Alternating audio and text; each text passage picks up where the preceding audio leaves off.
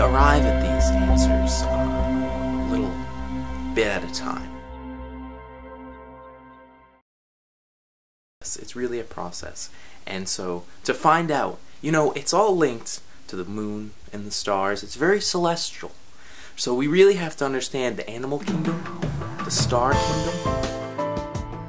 There's really only one undeniable fact. There's one universal truth in this whole question, this whole search for knowledge, and that is the woodchuck can chuck wood. We know this. We've been through this. The real heart of the matter is how much can he chuck? We have woodchucks, there are beavers, there are the groundhogs, and all of which do not chuck wood. Only one of these chuck wood, but are the groundhogs and the woodchucks the same? One and the same? They might possibly be the same animal. Do they wear top hats? Do they wear petticoats when they see their shadows?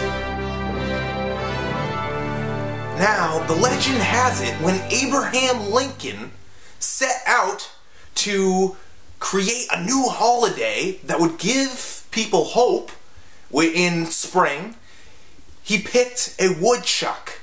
Now, a woodchuck chucking wood happens every single day, but a groundhog seeing its shadow does not happen every single day. This is an anomaly, and this is how we get Groundhog Day.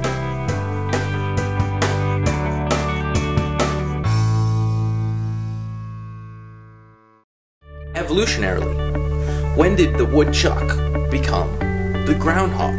Now, we do have evidence that suggests that when the beavers met the groundhogs, there was a rift.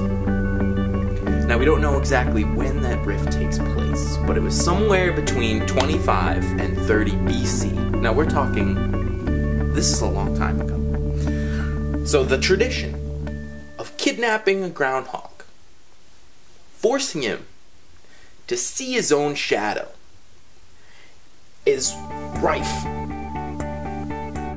Now, the ancient civilizations would actually trick the groundhog into seeing its shadow with things like strings and witchery, and they would beat this groundhog silly. That is where we got the game Whack-A-Mole. They would actually, it was a brutal game now made for children, just as the ancient Groundhog's Day, which was actually called Woodchuck Hogue, it actually was a way to predict astrological changes, season changes that were not known to these civilizations and these people at all, and couldn't be unless there was something else, something that came into play that had to do with the great groundhog.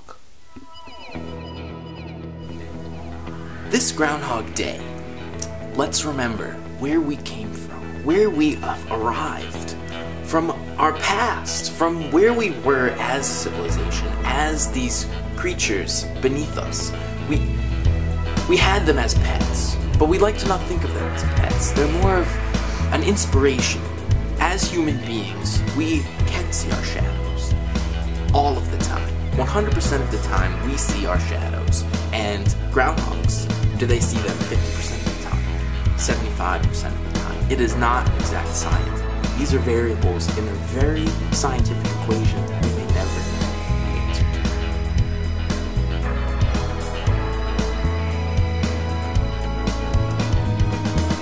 If a woodchuck could chuck wood, how much wood would a woodchuck